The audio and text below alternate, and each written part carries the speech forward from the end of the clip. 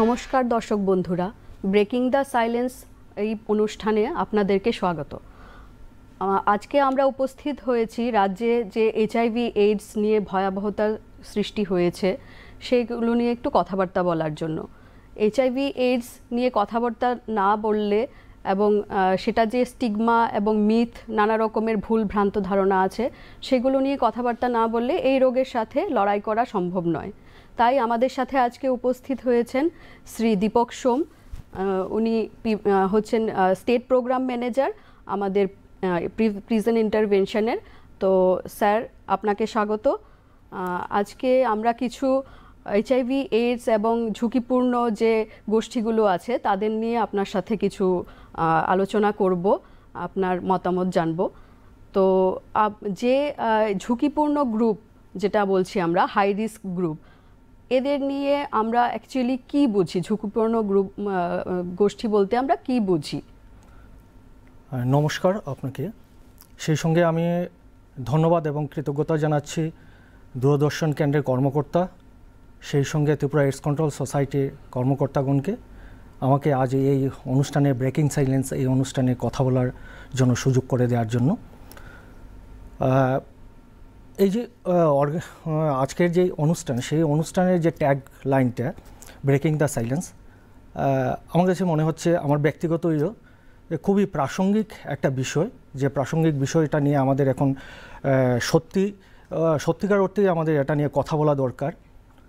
কারণ যে জায়গায় আমার রাজ্যে, এই ত্রিপুরা রাজ্যে আমাদের প্রিভ্যালেন্স রেটটা যদি আমরা দেখি, এইচআইভি প্রিভ্যালেন্স রেটটা, সেই প্রিভ্যালেন্স রেটটা ভারতবর্ষের মধ্যে বেশ একটা বিশেষ জায়গায় রয়েছে। নিউ ইনফেকশনের কথা যদি বলি, সেটাও একটা বিশেষ জায়গায় রয়েছে।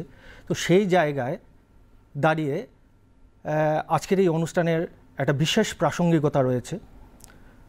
এবং আপনার যে জিনিসটা এখানে জিজ্ঞেস করেছেন যে উচ্চ ঝুঁকিপূর্ণ কাদেরকে বলা হয়, ন্যাশনাল এইডস কন্ট্রোল অ্যান্ড প্রোগ্রামের বিশেষ ঝুঁকিপূর্ণ বলতে এখানে যাদেরকে বোঝানো হচ্ছে, বিশেষ করে ইন কনটেক্সট অফ এইচআইভি, এখানে বোঝানো হচ্ছে সেই সকল ব্যক্তি, যে সকল ব্যক্তিরা এই ভাইরাস মানে এইচআইভি ভাইরাসের সংস্পর্শে যারা আসার সুযোগ রয়েছে, মানে পসিবিলিটিটা রয়েছে, তাদেরকেই বলা হচ্ছে উচ্চ ঝুঁকিপূর্ণ লোক।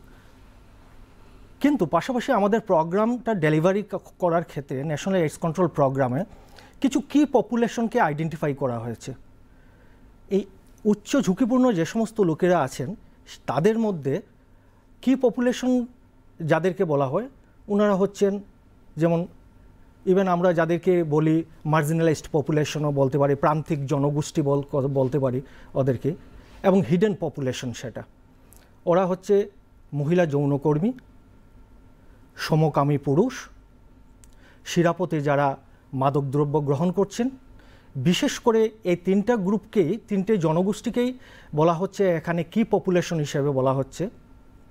এবং কি পপুলেশন বলার পেছনে যে বিশেষ কারণটা, সেটা হচ্ছে একটা এভিডেন্স বেসড। দেখা গেছে ভারতবর্ষে, ইভেন গ্লোবালি যদি আপনি দেখেন তাহলে দেখবেন যে সংক্রমণের হার যেটা, সেই সংক্রমণের হারটা ওই তিনটা গ্রুপের মধ্যেই, জনগোষ্ঠীর মধ্যেই সব থেকে বেশি, যদি আমরা তুলনামূলক বিশ্লেষণ করি অন্যান্য গ্রুপের সঙ্গে।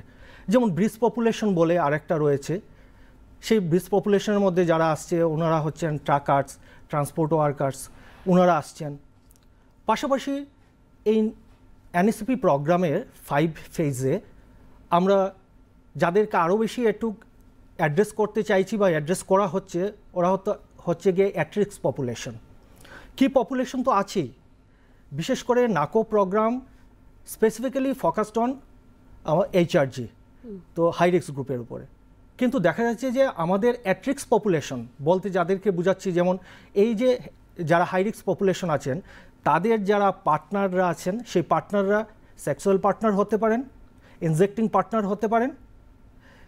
এই যে পার্টনাররা আছেন, স্পাউসরা আছেন, বাকি অন্য ইউথসরা আছেন, যাদেরকে আমরা হয়তোবা এই কি পপুলেশনের মধ্যে ফেলতে পারছি না, কিন্তু ওনাদের সাবস্টেন্সিয়াল এভিডেন্স রয়েছে বা রিস্ক রয়েছে এইচআইভি ইনফেকশনের। আমরা কি এখানে প্রিজনে যারা আছে ওদেরকেও ইনক্লুড করতে পারছি? অবশ্যই।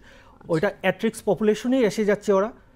তো এই পপুলেশনটাকে নিয়েও ফেজ 5-এ national AIDS control programme phase 5-এ বিশেষ একটা কাজের এখানে করা হয়েছে এবং অ্যাড্রেস করা হচ্ছে। বিভিন্ন ধরনের স্ট্র্যাটেজি নেওয়া হচ্ছে, ইনোভেটিভ স্ট্র্যাটেজি নেওয়া হচ্ছে, নতুন নতুন পদক্ষেপ নেওয়া হচ্ছে ওদেরকে নিয়ে কাজ করার। আচ্ছা, তো এখানে যারা ওই কি পপুলেশন আছেন সেই কি পপুলেশনের পাশাপাশি অ্যাট্রিক্স পপুলেশনকেও এখন অ্যাড্রেস করা হচ্ছে। এবং এদেরকে কি পপুলেশন কেন বলা হচ্ছে, যদি আমি কিছুটা সমীক্ষার সঙ্গে যদি যাই সংখ্যাতত্ত্বের বিচারে, সেই সংখ্যাতত্ত্বের বিচারে দেখা যাচ্ছে যে এখানে যদি গ্লোবালি যদি আমরা দেখি, সেই গ্লোবালি দেখা যাচ্ছে যে FSW যেটাকে আমরা বলছি মহিলা যৌনকর্মী, সেই মহিলা যৌনকর্মী প্রিভিলেন্স হচ্ছে, সেটা 2021 সালের একটা সমীক্ষা অনুযায়ী সেটা প্রিভিলেন্স হচ্ছে গিয়ে 6.2%। ইন্ডিয়াতে সেটা হচ্ছে 1.85%। এবং MSM, সেই MSMটা হচ্ছে গিয়ে 13.6%। গ্লোবালি ইন্ডিয়াতে হচ্ছে 3.26%। যদি IDU কথা আমরা যদি বলি, ইনজেক্টিং ড্রাগ ইউজার্স, যদিও আমরা নতুন একটা টার্মসের সঙ্গে এখন পরিচিত, সেটা হচ্ছে PIDs, PWID, পিপুল হু ইনজেক্ট ড্রাগ, সেটা গ্লোবালি হচ্ছে গিয়ে যেটা প্রিভিলেন্স সেটা হচ্ছে 23.1% এবং ইন্ডিয়াতে হচ্ছে 9.03%। আচ্ছা, এখানে আপনি আমাদেরকে গ্লোবাল এবং ন্যাশনাল অ্যাভারেজ ডাটা দিলেন, সেটাতে আমরা দেখতে পেলাম যে এই কি পপুলেশনেই সবচেয়ে বেশি। সেমভাবে কি আমাদের রাজ্যেও এই কি পপুলেশনের মধ্যেই HIV প্রিভ্যালেন্সটা বেশি দেখা যাচ্ছে? HIV প্রিভ্যালেন্সটা দেখা যাচ্ছে এখানে, যে আমাদের রাজ্যেও ত্রিপুরা মানে ভারতবর্ষে IBBS বলে একটা সার্ভিলেন্স হয়, সেটা হচ্ছে integrated biological and behavioural surveillance. সেটা 2 to 3 ইয়ার্স ইন্টারভ্যালে সেটা হয়। এটা এপিডেমিওলজিক্যাল যে স্ট্যাটাসটা আছে সেটাকে দেখার জন্য। সেই ক্ষেত্রে 2021 সালের যে একটা সমীক্ষা, সেই সমীক্ষাতে দেখা যাচ্ছে যে আমাদের রাজ্যের যে প্রিভ্যালেন্সে সেটা যৌনকর্মীদের মধ্যে 2.90% আছে। এবং যদি IDUর কথা আমরা যদি বলি, ইনজেক্টিং ড্রাগ ইউজার্সের কথা যদি বলি, সেটা 18% আছে। এবং আমরা নর্থ ইস্টের কথা যদি বলি, নর্থ ইস্টের মধ্যে সেকেন্ড পজিশনে আমরা আছি। ফার্স্ট পজিশনে আছে মিজোরাম, যেটা 32.8%। আচ্ছা, একটু আমি বিস্তারিত জানতে চাইব, এই হাই রিস্ক গ্রুপ বা উচ্চ ঝুঁকিপূর্ণ যে গোষ্ঠী, ওদের কি কি মানে ক্যারেক্টারিস্টিক্স থাকে? ওদেরকে আমরা যে ভাগ করছি এই কি পপুলেশনকে, ওদের ক্যারেক্টারিস্টিক্সগুলো কি কি হয়, যাতে করে আমরা যেভাবে HIV আমাদের রাজ্যে বা ন্যাশনালি এই উচ্চ ঝুঁকিপূর্ণ গ্রুপের মধ্যে বাড়ছে, তো আমরা যদি অ্যাওয়্যার হতে পারি যে আমাদের আশেপাশে এই ব্যক্তিরা আছেন, ওনাদেরকে কিভাবে আমরা মূল স্রোতে ফিরিয়ে আনতে পারি, তো ওদের কিভাবে চিহ্নিত করা যেতে পারে? অবশ্যই, যদি আমরা HIV ড্রাইভার যদি বলি আমরা, বা ড্রাইভিং ফোর্স বা ড্রাইভিং ফ্যাক্টরস যদি আমরা বলি, সে ড্রাইভার্সগুলো হচ্ছে গিয়ে, প্রথমটা হচ্ছে গিয়ে মাল্টিপল পার্টনার্স, দেন হচ্ছে এর পরেরটা যদি যাই সেটা হচ্ছে আরেকটা কারণ হচ্ছে গিয়ে সেখানে আপনার হতে পারে সেক্স নেটওয়ার্ক। দেন 3 নম্বরে আসছে আমার যে sex work in virtual space. এখন ভার্চুয়াল স্পেস বলতে এখানে একটা জিনিস আমার বলার ইচ্ছে হচ্ছে, সেটা হচ্ছে যে এতদিনে আমাদের 1992 থেকে আমাদের NSCP প্রোগ্রাম শুরু হয়েছে। তারপর থেকে আমরা অনেক ধরনের ভিন্ন দেখেছি। ইভেন অনেক সময় আমরা আগে যারা HRG-কে বলতাম, সেই HRG-দের যাদেরকে আমরা অ্যাড্রেস করতাম বিভিন্ন প্রোগ্রামের আন্ডারে নিয়েছি, সেই লোকগুলোকে আমরা ফিজিক্যাল হটস্পটে পেতাম ওদেরকে। কিন্তু বর্তমানে বিজ্ঞানের উন্নতির কারণেই বলুন যে ভার্চুয়াল স্পেসে একটা হিউজ নাম্বার যারা হাই রিস্ক পপুলেশন আছেন, ওনারা হাই রিস্ক পপুলেশন রয়েছেন যারা ফিজিক্যাল হটস্পটে নেই। সেই কারণে ওদেরকেও যাতে আমরা এই অ্যাক্টিভিটিসের বা ইন্টারভেনশনের আন্ডারে নিয়ে আসতে পারি, সেই জন্য ন্যাকো রিসেন্টলি এই এনএসিপি 5-এ ভার্চুয়াল ইন্টারভেনশন বলে একটা ইনিশিয়েটিভ নিয়েছেন, একটা ইন্টারভেনশন প্রোগ্রাম শুরু করেছেন। আমাদের রাজ্যে কি ভার্চুয়ালি প্ল্যাটফর্মে হাই রিস্ক সেক্স ওয়ার্কারদের বেশি দেখা যাচ্ছে নাকি ফিজিক্যাল যেখানে আছে হোম বেসড বেশি দেখা যাচ্ছে আমাদের রাজ্যের স্ট্যাটাসটা? যদি আমি এখানে সমকামী পুরুষের কথা যদি বলি, সমকামী পুরুষের যারা কমিউনিটি আছেন, আমি কমিউনিটি সেই গ্রুপের লোকদের কথা বলছি, সেই কমিউনিটি পার্সন যারা আছেন সেই কমিউনিটি পার্সনদের যা ফিডব্যাক মাঠ পর্যায়ে কাজ করতে গিয়ে যতটুকু আমি জানতে পেরেছি বা দেখেছি, ওনারা বলেন যে বেশিরভাগ যারা ভার্চুয়াল প্ল্যাটফর্মে আছেন সমকামী পুরুষরাই ভার্চুয়াল প্ল্যাটফর্মে আছেন তুলনামূলক অন্য যে গ্রুপগুলো আছেন আইরেক্স গ্রুপে তাদের মধ্যে। বিভিন্ন ধরনের এখানে গে সাইট রয়েছে, সেই গে সাইটের মধ্যে ওরা অনেক বেশি অ্যাক্টিভ রয়েছেন এখানে। তো সেই জন্যই নাকো যখন দেখেছেন, তাছাড়া আমাদের সলিসিটিং যে পয়েন্টসগুলো আছে সেই সলিসিটিং পয়েন্টসগুলো কিন্তু অনেকটা চেঞ্জ হয়েছে।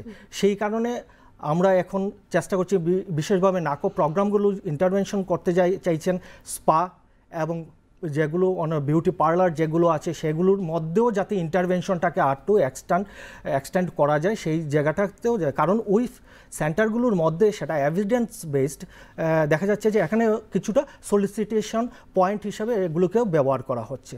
তো সেই জন্যে এখন বলছিলেন যে আমরা কিভাবে তাদেরকে হয়তো আইডেন্টিফাই করব বা ইয়ে করবো। এখন বিষয়টা হচ্ছে যে আমি প্রথমেই বলেছি আমার কথার মধ্যে যে এই যে গ্রুপটা এটা মার্জিনালাইজ গ্রুপ, প্রান্তিক একটা জনগোষ্ঠী, এবং ওরা হিডেন একটা গ্রুপ, লুকিয়ে থাকে, ওরা নিজেকে ভিজুয়ালাইজ করে না, সমাজের সামনে আসতে চায় না, কারণ এই সমাজের সামনে যখনই আসবে এই গ্রুপ রিলেটেড বিভিন্ন ধরনের স্টিগমা রয়েছে এবং সেই স্টিগমা থেকে তাদের উপর বিভিন্ন ধরনের বৈষম্যে ওরা শিকার হয়।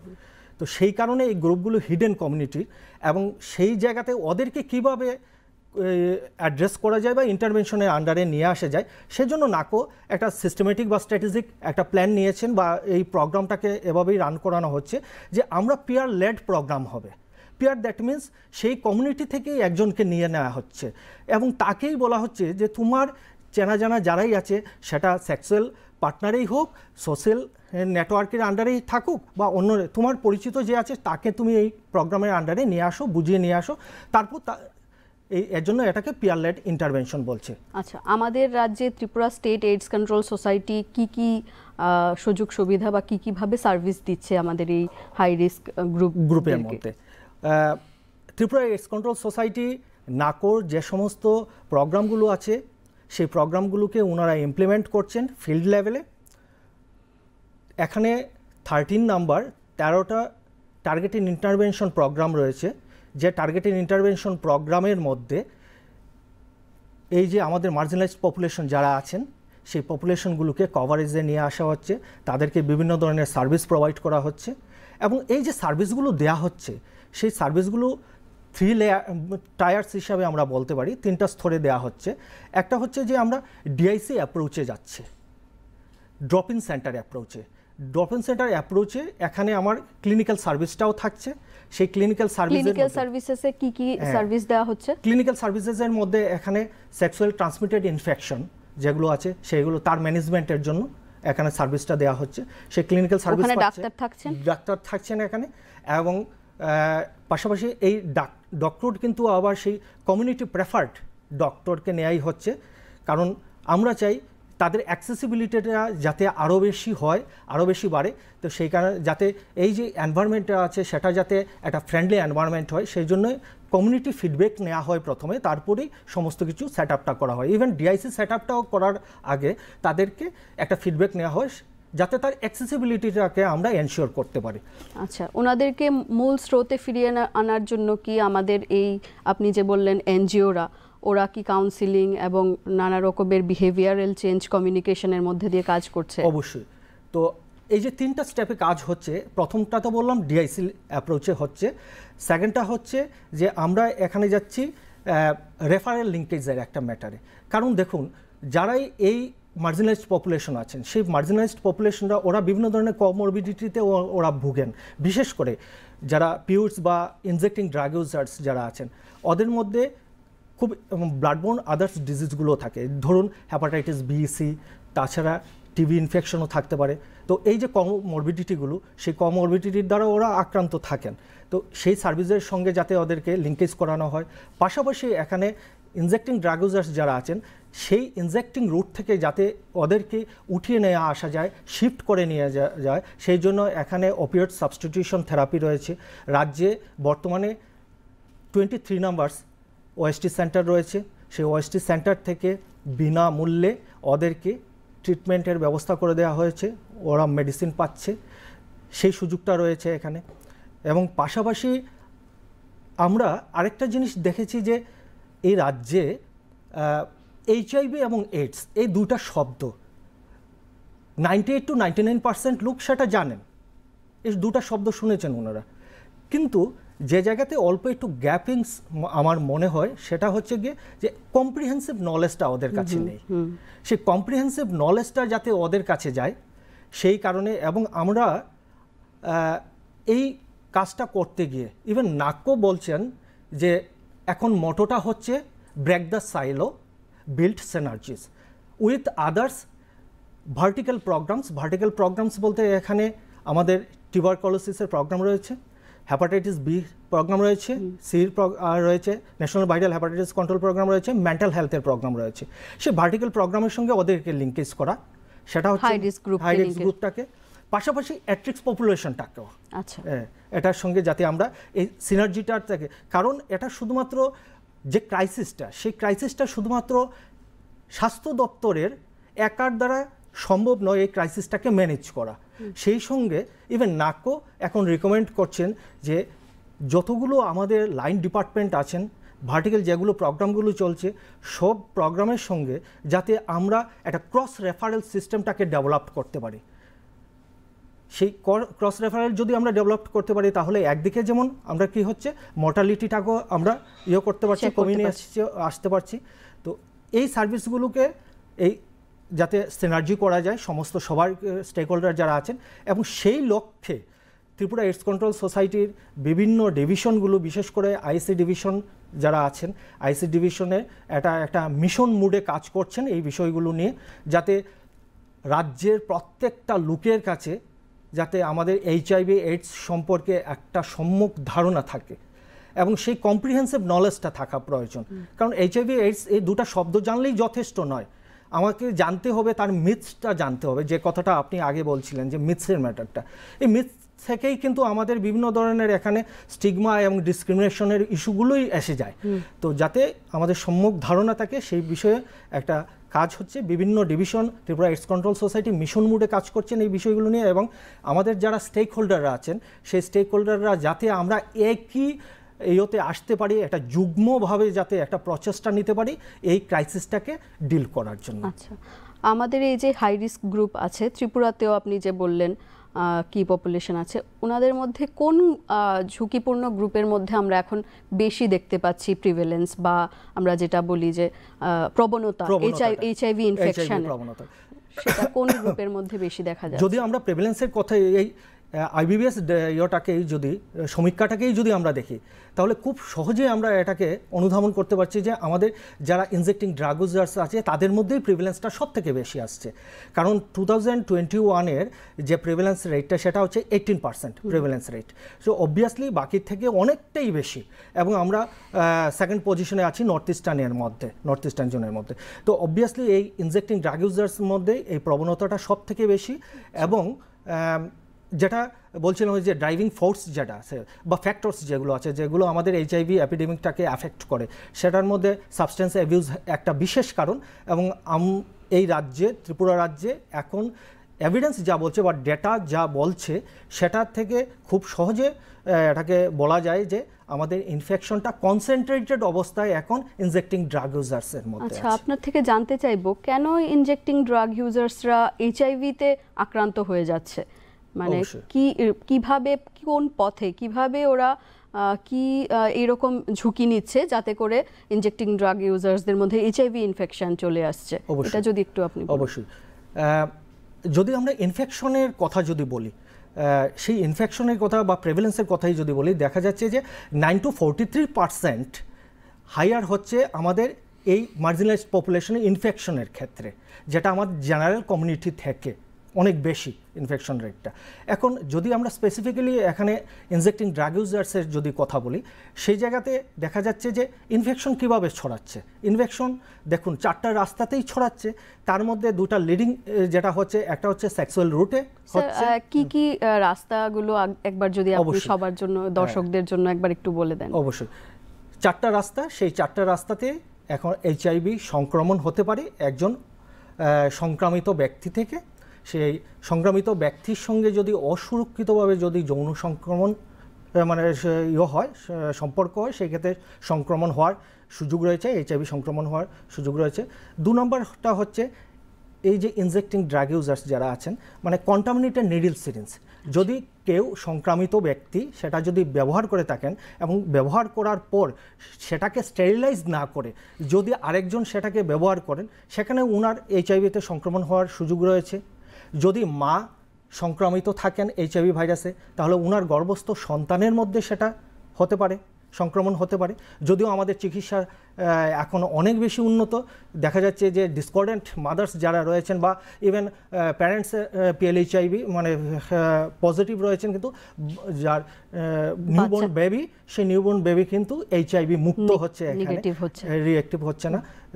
পাশাপাশি এখানে রয়েছে যে এইচআইভি সংক্রামিত রক্ত যদি কোনো অন্য ব্যক্তির শরীরে যদি রক্ত প্রবাহের মাধ্যমে যদি দেওয়া হয় বা ট্রান্সফিউশন যদি হয়ে থাকে, ব্লাড ট্রান্সফিউশন হয়ে থাকে, সেখানে সুযোগ রয়েছে এখানে। তো ইনজেক্টিং ড্রাগ ইউজার্সের ক্ষেত্রে যে বিষয়টা, অবভিয়াসলি এখানে কন্টামিনেটেড নিডল সিরিঞ্জের একটা ইস্যু রয়ে গেছে এখানে। তার মানে কি ওরা শেয়ার করছে নিডল সিরিঞ্জ? এখানে অবভিয়াসলি সেই ডাটাটা যেটা দেখা যাচ্ছে, কারণ আমাদের প্রোগ্রামের মধ্যে যদি আপনি এনএসিপি প্রোগ্রামগুলোর সঙ্গে যান, এনএসিপি প্রোগ্রামের মধ্যে সমস্ত ভারতবর্ষকে আমি বলবো যে ওয়ার্ল্ডে গ্লোবালি এই যে এই ড্রাগসের যে ক্রাইসিসটা, সেই ক্রাইসিসটাকে ম্যানেজ করার জন্য 3টা স্টেপে কাজ হয়। একটা হচ্ছে ডিমান্ড রিডাকশনের উপরে কাজ করা হয়, একটা হচ্ছে সাপ্লাই রিডাকশনের উপরে কাজ করা হয়, এবং একটা হচ্ছে হার্ম রিডাকশনের উপরে কাজ করা হয়। নাকো স্পেসিফিক্যালি হার্ম রিডাকশনের উপরেই ওনারা বেশি কনসেন্ট্রেট করেন, এবং সেই হার্ম রিডাকশন প্রোগ্রামে যারাই কাজ করছেন এখানে, এই যে 13 নাম্বারস বললাম যে টিআই এনজিও আছেন, 30 নাম্বারস টিআই এনজিওর মধ্যে ম্যাক্সিমামই হচ্ছে এখানে যে ডাটাটা আমার সঙ্গেও অ্যাভেলেবল আছে, সেটা হচ্ছে যে কোর কম্পোজিট আছে এখানে 11টা আউট অফ 13, আইডু এক্সক্লুসিভ হচ্ছে একটা, এবং ট্রাকার্স হচ্ছে গিয়ে, ট্রান্সপোর্ট ওয়ার্কার্স হচ্ছে গিয়ে একটা। তো এই যারাই কাজ করছেন ওনাদের এখানে নিডল সিরিঞ্জ এক্সচেঞ্জ প্রোগ্রাম বলে একটা কম্পোনেন্ট রয়েছে। সেই নিডল সিরিঞ্জ এক্সচেঞ্জ প্রোগ্রামের অধীনে ওদেরকে যাতে ওরা এই ইনজেক্টিংটাকে সেফ ইনজেক্টিং হয়, সেই সেফ ইনজেকশনটা যাতে নিতে পারে ওরা, বা ইনজেক্টিংয়ের থ্রোতে যাতে এইচআইভি সংক্রমণ না ঘটে, সেই জন্য ওদেরকে সেফ নতুন নিডল সিরিঞ্জ ওদেরকে দেওয়া হচ্ছে। কাদের মাধ্যমে এগুলো দেওয়া হচ্ছে ওদেরকে? এবং যারা এই ফিল্ড লেভেলে যারা পিআর এডুকেটর বলছিলাম, থ্রো পিআর এডুকেটর এনজিও থেকে থ্রো পিআর এডুকেটর ওদেরকে অন ডিমান্ড তাদেরকে সেটা ডিস্ট্রিবিউশন করা হচ্ছে। তার বেসিক অবজেক্টিভটা হচ্ছে ডিসপোজেবল নিডল সিরিঞ্জ দেওয়া হচ্ছে। এখন আমাদের সেটা নিয়েও এনএসিপি প্রোগ্রাম নিয়েও আমাদের সমাজের অনেক স্টেক হোল্ডারদের মধ্যেও একটা বিভিন্ন ধরনের ভ্রান্ত ধারণা রয়েছে। তার জন্যই আজকে আমরা এই কথাগুলো বলার জন্য বসেছি। এটা ভ্রান্ত ধারণা রয়েছে, ওনারা মনে করেন বা ওনাদের একটা বক্তব্য যে নিডল সিরিঞ্জ দেওয়া হচ্ছে, একদিকে বলা হচ্ছে যে নেশা মুক্ত ত্রিপুরা, আবার একদিকে আবার নিডল সিরিঞ্জ দেওয়া হচ্ছে, তাহলে এটা তো প্রমোট করাই হচ্ছে, ওনাদের সেটা ধারণা। কিন্তু সেটা এভিডেন্স বেসড এবং সায়েন্টিফিক এটা, কারণ যারা ব্যবহার করছেন, এই যে এখানে হেরোইনটা ব্যবহার হয়, ম্যাক্সিমাম হেরোইনটা নেওয়া হয়, যেটাকে আমরা স্ট্রিট নেম এখানে বলছি নাম্বার 4। এটার অ্যাডিকটিভ নেচারের কথা যদি আমরা বলি, সেই অ্যাডিকটিভ নেচারটা অন্যান্য ড্রাগস থেকে অনেক বেশি এটার। এবং এই যে যারা এই কমিউনিটি ফিডব্যাক থেকেই আমি কথাগুলো বলছি, যারাই নিচ্ছে তারাই দেখা যাচ্ছে যে যে কোনো মুডেই নেক বা যে কোনো টাইপেই নেক, সেটা স্মোকিং হোক আর ইনজেক্টিং রুটেই হোক, অ্যাটলিস্ট 3 টাইমস যদি সে সেটাকে নিয়ে নেয়, তারপর থেকে তার কিন্তু ফিজিক্যাল কমপ্লিকেশন ডিপেন্ডেন্সি এসে যাচ্ছে, সাইকোলজিক্যাল ডিপেন্ডেন্সি এসে যাচ্ছে। মানে যদি 3 বার পরপর কেউ এই ড্রাগটা ইনটেক করে, সেই খুব কম সময়ের ভেতরে, মানে আমার বলার উদ্দেশ্যটা হচ্ছে যে এটাই যে খুব কম সময়ের মধ্যেই সে ইউজার থেকে অ্যাবিউজার হলো, অ্যাবিউজার থেকে ডিপেন্ডেন্ট হতে গিয়ে বা অ্যাডিক্ট হতে গিয়ে খুব বেশি সময়ের প্রয়োজন পড়ে না, খুব কম সময়ে সে অ্যাডিক্ট হয়ে যাচ্ছে। আর অ্যাডিক্ট হয়ে গেলে সেই অ্যাডিক্ট পারসন ওর দু ধরনের সমস্যা হচ্ছে, সাইকোলজিক্যাল ডিপেন্ডেন্সি আসছে এবং ফিজিক্যাল ডিপেন্ডেন্সি আসছে। এখন সাইকোলজিক্যাল ডিপেন্ডেন্সি দেখুন বিষয়টা হচ্ছে এরকম যে আমি এই সাবস্টেন্সটা নেব বা সেই সাবস্টেন্সটা নিলে হয়তো আমার মনটা ভালো লাগবে, কাজ করতে ভালো লাগবে, এটা হচ্ছে সাইকোলজিক্যাল ডিপেন্ডেন্সি। বা আমি যদি এটা না নেই তাহলে আমার সমস্যা হবে বা আমার ভালো লাগছে না, মুডটা হচ্ছে সুইং হচ্ছে, মুড সুইং হচ্ছে। কিন্তু ফিজিক্যাল ডিপেন্ডেন্সিটা কি? ফিজিক্যাল ডিপেন্ডেন্সিটা হচ্ছে সেটাই, যদি আমি সাবস্টেন্সটা যদি আমি না নেই তাহলে তার ফিজিক্যাল কমপ্লিকেশন হতে থাকে, উইথড্রল সিমটম যেটাকে বলে ফিজিক্যাল কমপ্লিকেশন হতে থাকে। সেই ফিজিক্যাল কমপ্লিকেশন থেকে সেটা থেকে এসকেপ করার জন্য, রিলিফ পাওয়ার জন্য সে আবার সেই ভিসিয়াস সাইকেলের ভেতরে ঢুকে যাচ্ছে, সে আবার নিচ্ছে। এবং যেহেতু আমার এখানে কন্টামিনেটেড এই যে সাবস্টেন্সটা আসছে সেটা কন্টামিনেটেড সাবস্টেন্স, সেই কন্টামিনেটেড সাবস্টেন্সটা যখনই সে ব্যবহার করছে খুব বেশি সময় তার যাচ্ছে না, সে আবার তার ক্রেভিং আসছে, উইথড্রল হচ্ছে, ক্রেভিং হচ্ছে, আবার প্রকিউরমেন্টে যাচ্ছে। এখন এই যে ক্রাইসিসটা, এই ড্রাগ ক্রাইসিসটা কিন্তু আমরা যদি মনে করি যে ওভারনাইট সেটাকে কোনো একজনকে আমরা তাকে মূল স্রোতে আবার ফিরিয়ে নিয়ে আসব, তাহলে সেটা বাস্তবে সেটা মুঠেই এটা পসিবল নয়। কারণটা হচ্ছে যদি আমি তাকে এই ড্রাগ ডিপেন্ডেন্ট যিনি আছেন ওনাকে যদি মূল স্রোতে যদি আমাকে নিয়ে আসতে হয় তাহলে দুটো জিনিস আমার লাগছে এখানে। প্রথমটা হচ্ছে যে আমার তার ট্রিটমেন্ট, প্রপার ট্রিটমেন্ট লাগবে। উইদাউট ট্রিটমেন্ট আমি তাকে কোনোভাবেই কোনো কিছু করতে পারবো না, তার ট্রিটমেন্ট লাগবে, সঙ্গে তার সাইকোসোশিয়াল কাউন্সেলিং লাগছে। তো দুটো জিনিস তার লাগছে। তো ওভারনাইট তো সেখানে আমার কোনো পাচ্ছি না, আমি ফল পাচ্ছি না। তো সেই জন্য একটা লং প্রসেস, এই ট্রিটমেন্টটাও একটা লং প্রসেস। ট্রিটমেন্টটা কি যে ওপিয়েড সাবস্টিটিউশন থেরাপির কথা বলছি, সেটা একটা লং ট্রিটমেন্ট।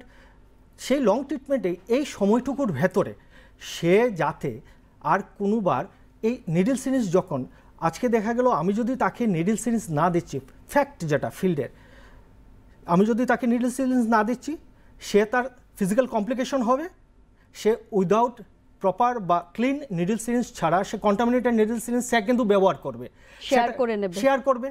সেটা কিন্তু আমি এনশিওর করতে পারবো না যে আমি তাকে এটা প্রকিউরমেন্ট বা সাবস্টেন্সটাকে অ্যাভেলেবল করাচ্ছি না বা তাকে বন্দি করে কোনো জায়গাতে রেখেছি, তার মানে এটা নয় যে সে নেবে না। এটা তার ফিজিক্যাল কমপ্লিকেশন আছে, বাঁচার জন্য সে নেবে, কোনো না কোনোভাবে সে ম্যানেজ করবে সেটাকে। এবং যদি সেখানে সে ক্লিন নিডল সিরিঞ্জ যদি না থাকে, স্টেরিলাইজ নিডল সিরিঞ্জ যদি না থাকে সেখানে, সেই জায়গাতে সে কন্টামিনেটেড নিডল সিরিঞ্জ সে ব্যবহার করবে। এবং সেই ব্যবহার করার ফলে সে কিন্তু ব্লাডবোর্ন ডিজিজ দ্বারা সে আক্রান্ত হচ্ছে। আজ যে এই সাবস্টেন্সটা ইউজ করছে তাকে হয়তো আমি প্রপার ট্রিটমেন্টের মাধ্যমে হয়তো কিছুদিন পর তাকে আমি মেইন স্ট্রিমে নিয়ে আসতে পারবো, কিন্তু সে হয়তো আজ প্রপার নিডল সিরিঞ্জ পেল না, তার ডিমান্ড অনুযায়ী পেল না, সে কন্টামিনেটেড নিডল সিরিঞ্জ নিল, সেই জায়গাতে সে HIV ইনফেক্টেড হচ্ছে। এবং আমরা জানি HIV একবার সংক্রমণ হলে সেটাকে আমাকে ম্যানেজ করে আমি চলতে পারবো, আমাকে সারা জীবন আমি যতদিন বেঁচে থাকবো আমার ভাইরাসটা থাকবে, বাট আমি নিয়ে চলতে পারবো, ম্যানেজ করে চলতে পারবো। সঙ্গে সঙ্গে হেপাটাইটিস B/C আমরা জানি সেটা অনেক বেশি এক্সপেন্সিভ। তো সেই জায়গা থেকে যাতে ও ব্লাডবোর্ন ডিজিজ দ্বারা আক্রান্ত না হয় সেই জন্য বলা হচ্ছে যে NSCP প্রোগ্রামের আন্ডারে তাকে নেয়া। শুধুমাত্র তাকে NSCP প্রোগ্রামের আন্ডারে নিডল সিরিঞ্জ যে এক্সচেঞ্জ করবো তা নয়, পাশাপাশি আমাদের কাউন্সেলিংটা রয়েছে।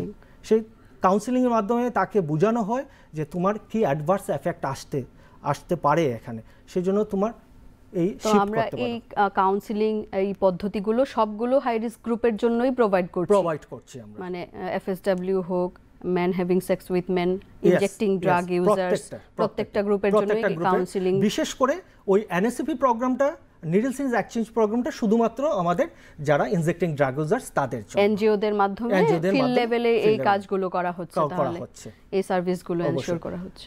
আর অ্যাট্রিক্স পপুলেশনের কথা বলছিলাম, তো অ্যাট্রিক্স পপুলেশনের মধ্যে সাবস্টেন্স অ্যাবিউজ ডিসঅর্ডারটা আমাদের পাবলিক হেলথ ইস্যুস এখন। এবং সেই জায়গাতে দেখা যাচ্ছে যে যারা ইনজেক্টিং ড্রাগ ইউজার্স নয় তাদের মধ্যেও কিন্তু ভালনারেবিলিটি আছে, এবং সেই ভালনারেবিলিটিটা যাতে আমরা রিডিউস করতে পারি সেই জন্য নাকো, national AIDS control programme, recently একটা মৌ স্বাক্ষর করেছেন ওনারা, সেটা হচ্ছে ministry of social justice and এম্পাওয়ারমেন্টের সঙ্গে। তো এই মৌয়ের দ্বারা আমরা এখন যারা ইনজেক্টিং ড্রাগ ইউজার্স নয় সেই তাদেরকেও কিন্তু ইন্টারভেনশন করতে যাচ্ছে। কারণ আমরা যা দেখি যে যারা আজ হয়তো অ্যালকোহলিক, তার প্রগ্রেশন অফ ড্রাগস হবে, আজ হয়তো অ্যালকোহল নিচ্ছে, আগামীতে সে হয়তো অন্য সাবস্টেন্স অ্যাবিউজের দিকে যাচ্ছে। এবং দেখা যাচ্ছে যে বিভিন্ন ধরনের এই যে ড্রাগসগুলো আছে বা সাবস্টেন্স আছে তার ইনফ্লুয়েন্সে এসেও কিন্তু বিভিন্ন ধরনের হাই রিস্ক বিহেভিয়ার করছে, এবং যার ফলে আমার নিউ ইনফেকশন, এখন নিউ ইনফেকশনটাকে যদি আমার রোধ করতে হয়, যে জায়গাতে আজ রাজ্যে আমার এই ত্রিপুরা রাজ্যে নিউ ইনফেকশন রেটটা মোর দেন 300%-এর মতো নিউ ইনফেকশন, সেটা যদি কম্পেয়ার করি আমরা 2010-এর সঙ্গে, তো সেই নিউ ইনফেকশনটাকে যদি আমরা বন্ধ করতে চাই, অ্যাট্রিক্স পপুলেশনটাকেও আমরা এখন অ্যাড্রেস করতে হচ্ছে। এবং সেই জন্য যতটুকু আমার নলেজে আছে যে স্বাস্থ্য দপ্তর বিভিন্ন জায়গাতে কিছু এরিয়া সিলেক্ট করেছেন, এবং সেই এরিয়াগুলোর মধ্যে ATF বা অ্যাডিকশন ট্রিটমেন্ট ফ্যাসিলিটি যেগুলো আছে সেই এটাকে এক্সটেন্ড করার চিন্তাধারা করছেন। সেটা অলরেডি হয়তো বা ফিজিবিলিটি অ্যাসেসমেন্ট হয়েও গেছে। কারণ আমরা চাইছি বা স্টেট গভর্নমেন্ট চাইছেন, স্বাস্থ্য দপ্তর চাইছেন যে যারা আজ হয়তো ইনজেক্টিংয়ের সঙ্গে নাই কিন্তু অন্যান্য সাবস্টেন্স অ্যাবিউজের সঙ্গে আছেন এবং পাবলিক হেলথ ইস্যুস এটা, তো সেই জন্য যাতে ওদেরকেও যাতে আমরা ইন্টারভেনশনে আন্ডারে আনতে পারি, তাদেরকেও যাতে। ঠিক আছে, আমরা বুঝলাম যে বিভিন্ন যে উচ্চ ঝুঁকিপূর্ণ গ্রুপ যাদের মধ্যে এইচআইভি প্রবণতা ইনফেকশনের বেড়ে যাচ্ছে দিনকে দিন, ওই গ্রুপগুলো নিয়ে Tripura state AIDS control society নানা রকমের সার্ভিসেস এনশিওর করছে একদম গ্রাসরুট লেভেল পর্যন্ত। তো আপনাকে অসংখ্য ধন্যবাদ এই আলোচনায় অংশগ্রহণ করার জন্য।